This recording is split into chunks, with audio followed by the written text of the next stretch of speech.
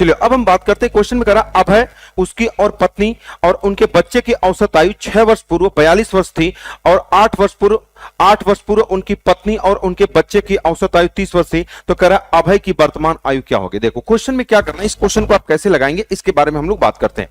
Question में कह रहा है अभय, उसकी पत्नी और उसके बच्चे की, मतलब 3 लोगों की, कह रहा है 6 वर्ष पूर्व औसत आयु कितनी थी, 42 वर्ष थी। तो जैसे आप यहां देखो अभय की वर्तमान पूछा, तो जैसे अगर वर्तमान पूछा ना तो आप हर एक चीज को कहां खींच के लेके आओगे, आप कहोगे सर प्रेजेंट में। तो अगर हम बात करें कि अगर क्वेश्चन में आप कहोगे सर अभय है, उसकी पत्नी है और उसका बच्चा है, तो 3 लोगों की, अब बताओ ये 3 लोगों की जो आयु होगी वो 3 लोग की आयु कितनी है, तो आप कहोगे 6 वर्ष पूर्व कितना है, 42। 6 साल पहले अगर 42 है तो आज कितना होगी, तो आप कहेंगे उसमें 6 जोड़ देंगे, क्योंकि 6 सबका बढ़ेगा, तो ये कितना हो जाएगा, 42 अच्छा कितना होगा, 48। अच्छा ये 48 लिखने से चीजें किसको बताने लगी, तो आप कहोगे सर ये प्रेजेंट को। जैसे अगर आप यहां 48 लिखोगे क्योंकि ये 6 साल पहले का है तो हम प्रेजेंट लिखेंगे, तो 3 लोग का इतना हो जाएगा। फिर कह रहा है यदि 8 वर्ष पहले उसकी पत्नी और उसके बच्चे की औसत आयु, मतलब 2 लोगों की औसत आयु 30 है, तो 30 है 8 साल पहले, तो प्रेजेंट में कितना होगा, तो आप कहेंगे 8 जोड़ देंगे, लेकिन 2 ही लोग का दिया तो जो कम है इसको ऊपर लिख दिया करो, ये 2, तो बताओ ये 30 है तो 30 8 कितना हो जाएगा, 38। देखो अगर ये वर्तमान रखोगे तो वर्तमान वाली चीजें आपकी आएंगी।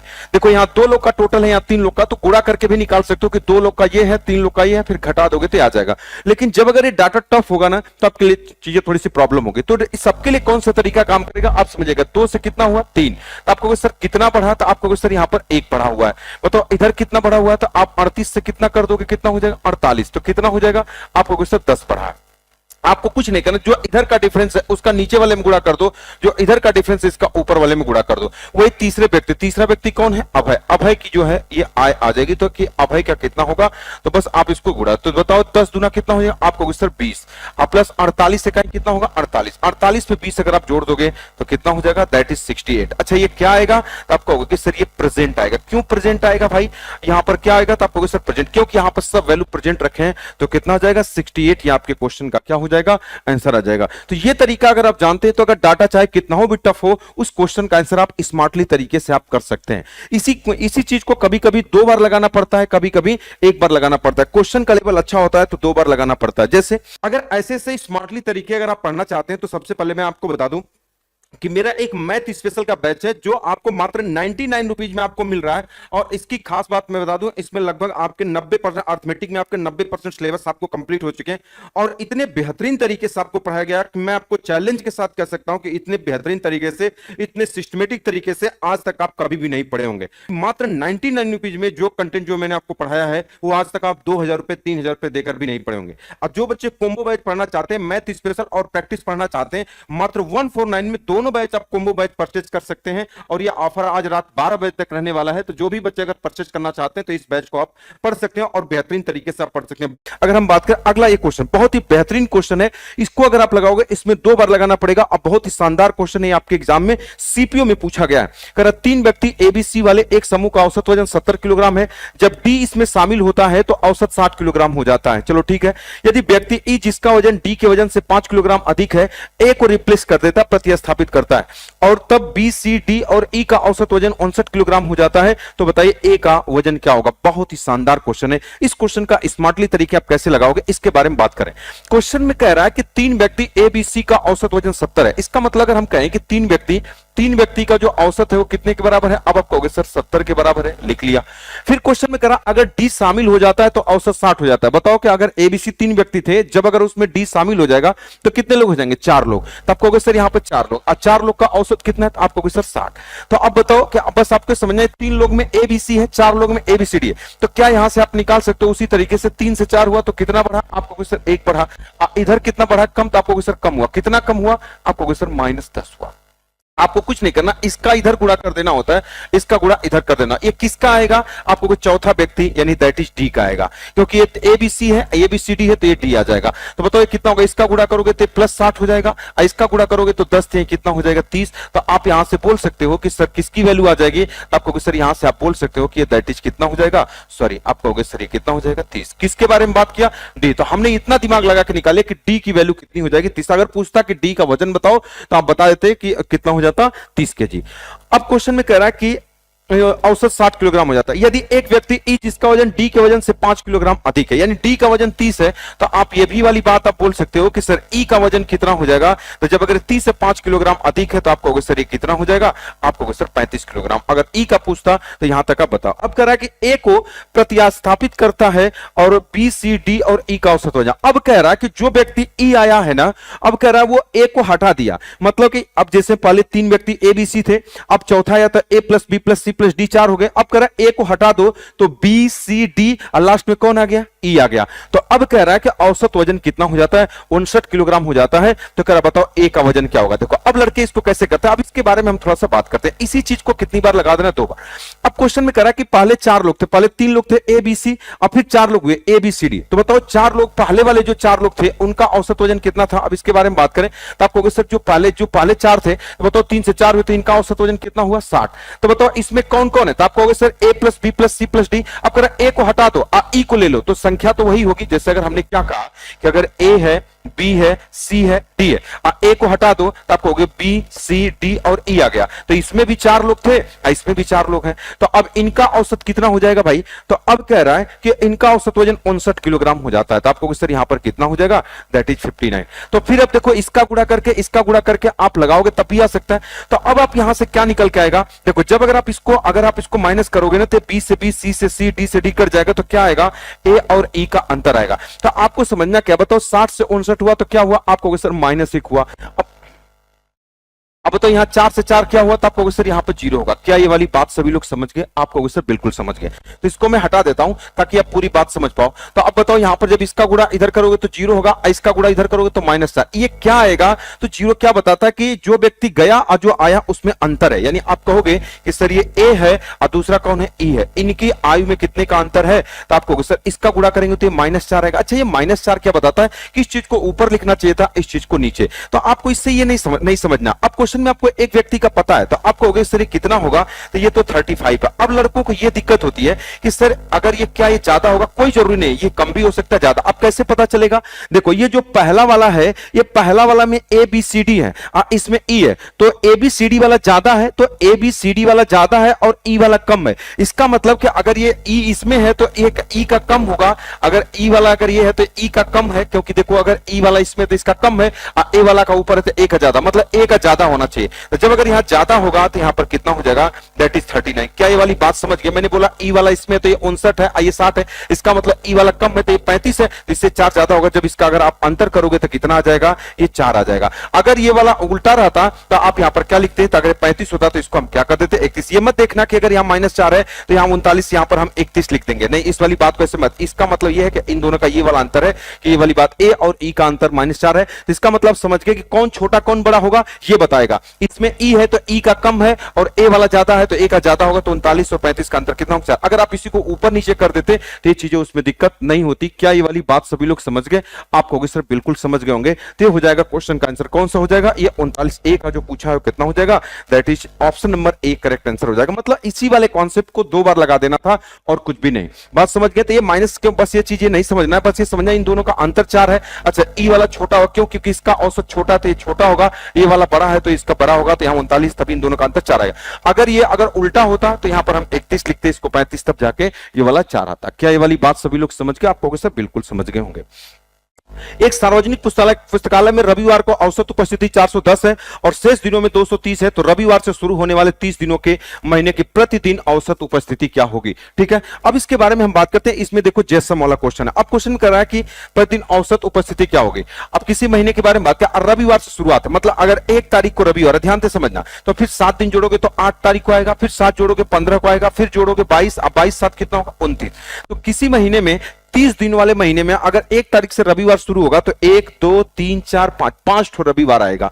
यानी ये वाली बात कर रहा है कि उस महीने में 5 ठो रविवार क्या आएगा। तो अगर हम बात करें, तो अगर आप कहोगे कि सर यहां पर अगर हम संडे के बारे में बात करें, अगर हम ये वाली बात करें कि अगर संडे के बारे में बात करें और अदर डेज के बारे में बात करें, अगर हम अदर या ऐसे ही लिख लेते हैं, संडे कैट होगा तो आप कहोगे सर 5 आएगा, तो अदर दिन कैट होगा तो आप कहोगे सर 25 हो जाएगा। तो इसका अनुपात कितना हो जाएगा, आप कहोगे सर 1 कितना हो जाएगा, 5।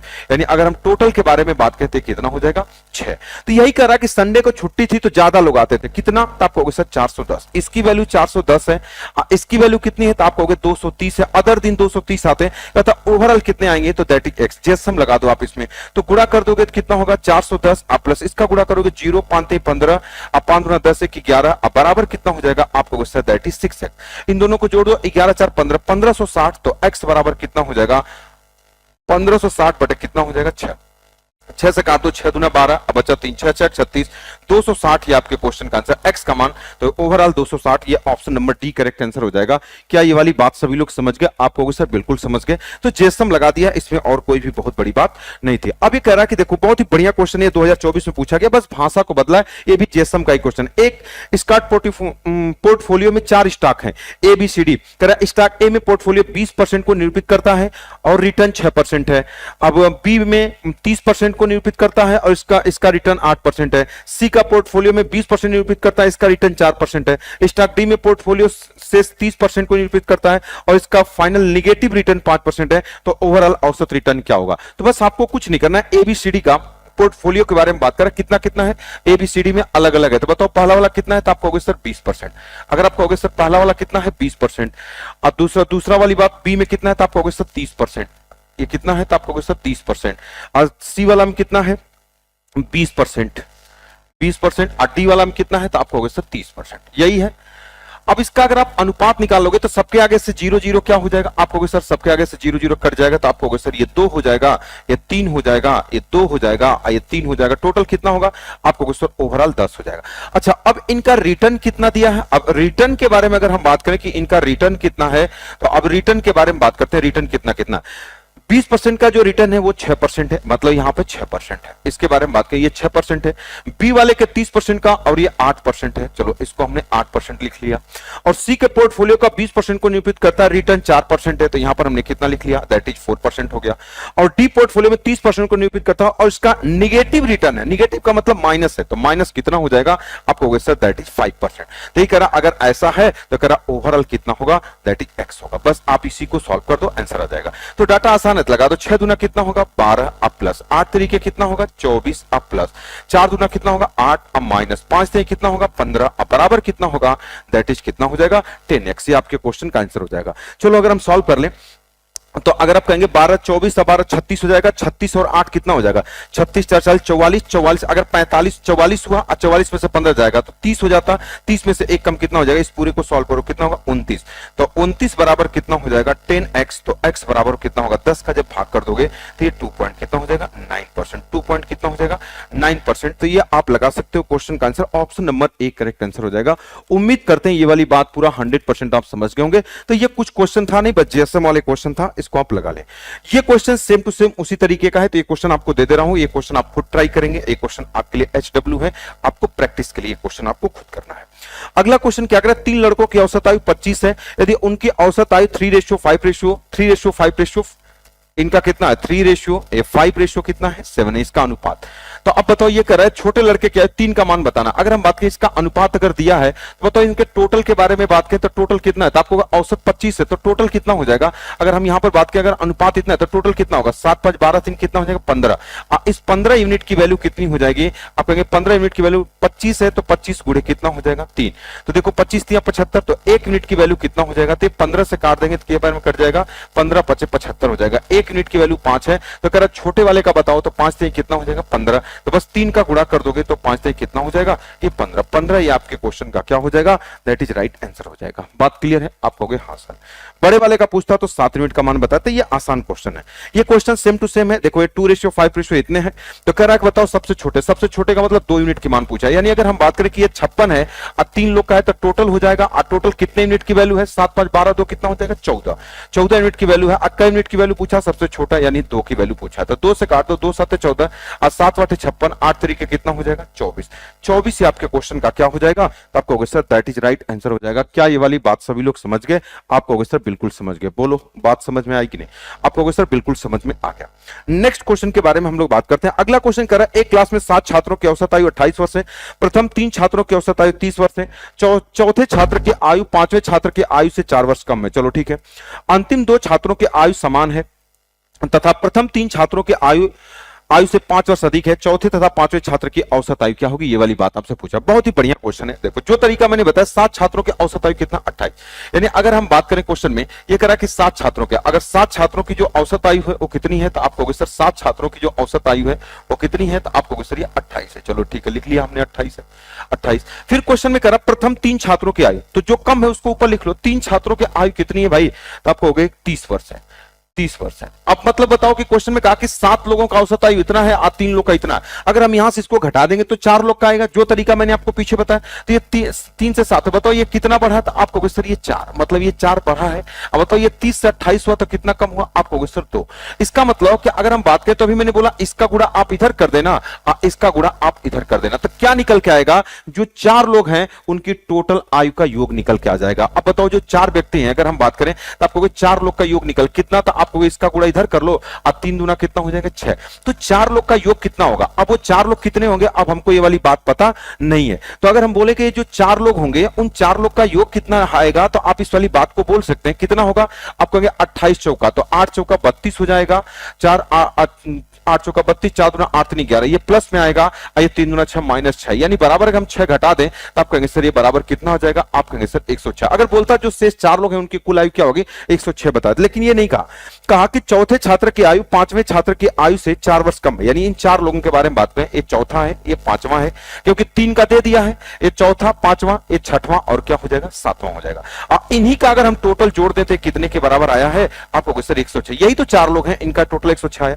अब यही कह रहा है कि यदि चौथे छात्र की आयु पांचवें छात्र की आयु से 4 वर्ष कम है, यानी इससे ये 4 वर्ष कम है, यानी अगर इसके बारे में बात करें, अगर ये x है तो ये x माइनस कितना हो जाएगा, ये 4 हो जाएगा। क्या ये वाली बात समझ गए, आपको सर बिल्कुल। अगर ये x है तो x माइनस 4, या अगर ये x होगा तो ये x प्लस क्या हो जाएगा, 2 हो जाएगा। अब क्वेश्चन में क्या कह रहा है, यदि अंतिम 2 छात्रों की आयु समान है, मतलब इन दोनों का समान है, तथा प्रथम 3 छात्रों की औसत आयु से 5 वर्ष अधिक है, यानी इनका जो है प्रथम 3 छात्रों को कितना 30, तो इससे 5 अधिक है, तो आप कहेंगे सर ये 35 हो जाएगा, और ये भी कितना हो जाएगा, 35 हो जाएगा। तो क्वेश्चन में कह रहा है चौथे और पांचवें छात्र की औसत आयु, मतलब ये वाला चौथा है और ये वाला कौन सा, पांचवा, इनकी औसत क्या होगा, आप इन दोनों को जोड़ करके 2 से भाग करो। जब अगर इन दोनों को जोड़ दोगे तो आप कहोगे सर 2x माइनस 4 आएगा, औसत निकालने के लिए 2 से भाग करोगे तो 2 का भाग करोगे, x माइनस कितना हो जाएगा, 2। मतलब आपको क्वेश्चन से x माइनस 2 निकालना है, इन दोनों को जोड़ोगे तो ये आएगा और 2 से भाग करोगे x माइनस 2। यानी आपने क्या समझा, आपको जो वैल्यू निकालना है वो किसकी वैल्यू निकालना है, x माइनस 2, मतलब x निकल जाए उसमें से 2 घटा देंगे तो आपके क्वेश्चन का आंसर आ जाएगा। अब बताओ इनका योग दिया है, तो अगर आप बोलेंगे सर अगर आप इन पूरे सारे लोगों को जोड़ दीजिए, इन पूरे सारे लोगों को जोड़ दीजिए तो 106 के बराबर, तो कितना हो जाएगा, एक यहां पर x कितना हो जाएगा, 2x, अब 35 दूना 70, और 70 में से 4 चला जाएगा तो कितना होगा, 66, ये प्लस 66, अब बराबर कितना हो जाएगा, 106। तो बताओ इसको उठा के इधर कर दोगे तो 2x की वैल्यू कितना हो जाएगा, तो 66 घट जाएगा तो ये 0 हो जाएगा, और 10 में से 6 जाएगा तो 4। तो बताओ x बराबर कितना हो जाएगा, तो 2 से काट दोगे कितना हो जाएगा, 20, बस 20। अब 20 उठा के यहां पर रख दो, तो जब अगर आप यहां 20 रख दोगे तो 20 में से 2 चला जाएगा, कितना हो जाएगा, 18। ये 18 यही आपके क्वेश्चन का कौन सा आंसर हो जाएगा, option number B correct answer हो जाएगा। उम्मीद करता हूं ये वाली बात पूरा आप 100% समझ गए होंगे। तो क्वेश्चन में कुछ था नहीं, बस बेसिक क्वेश्चन था, 4 लोग का टोटल निकाल दिया, यही 4 लोग की टोटल वैल्यू दिया है, तो आप डायरेक्टली क्वेश्चन का आंसर आप कर सकते हैं। अगला क्या कह रहा है कि 10 व्यक्ति वाली समिति की औसत आयु में 3 की वृद्धि हो जाती है जब 35 वर्ष, 48 वर्ष और 49 वर्ष वाले 3 पुरुषों का स्थान 3 महिलाएं ले लेती हैं, तो तीनों महिलाओं की औसत आयु क्या होगी। अब देखो तीनों महिलाओं की जो औसत आयु होगी, एवरेज आपसे पूछा है, तो एवरेज में सबसे पहले आप क्या करना है कि टोटल आप पहले निकालो। टोटल कितना होगा, 3 लोग का, इनके जगह पुरुष आ जाते हैं, बस 3 ही लोग का पूछा, 3 लोग का निकालो। तो आपको सर ये 35 है, ये 48 है और ये 49 है, तो जोड़ लो सबको। तो 48 दूना 96, 97, 97 35 जोड़ो, यानी कि अगर आप टोटल कहेंगे कि एवरेज बराबर क्या होगा, तो आपको सर ये 97 हो जाएगा, और 97 अब प्लस अभी कितना बचा है, आप कहोगे सर 35। इनको जोड़ो तो ये तो टोटल हुआ, तो ये तो मेल का हुआ, लेकिन फीमेल का क्या हो रहा है कि इतने पुरुषों के स्थान 3 महिलाएं ले लेती हैं, तो तीनों महिलाओं के औसत आयु क्या होगी। तो ये तो आदमी का हुआ, तो इसको जोड़ोगे तो अब इसमें कह रहा कि अगर हुआ क्या कि तीनों स्थान महिलाएं ले लेती है तो तीनों की औसत क्या होगी। अलिंग करा 10 व्यक्ति समिति की औसत आयु में 3 की वृद्धि, मतलब जब आदमी को बदल दिया जाता है, औरतों को ला दिया जाता है, तो इतने की वृद्धि हो जाती है। तो बताओ 3 की वृद्धि होती है और टोटल 10 लोग हैं, तो 10 तिहाई कितना हो जाएगा, 30, यानी कि 10 तिहाई कितना, 30 की वृद्धि हो जाएगी। तो प्लस आप इसमें 30 कर दो, मतलब औरतों के आने से 30 बढ़ जाएगा, तो 7 5 कितना होगा, 12, बचा एक, तो 9 3 12, 12 3 15, 15 कितना हो जाएगा 16। ये टोटल हो गया। अब 3 लोग हैं, 3 औरतें, 3 का भाग कर दीजिए, कितना हो जाएगा 3 5 15, एक 3 चौका 12, कितना हो जाएगा दैट इज 54। 54 ये आपके क्वेश्चन का आंसर हो जाएगा। Option number A correct answer हो जाएगा। क्या ये वाली बात समझ गए?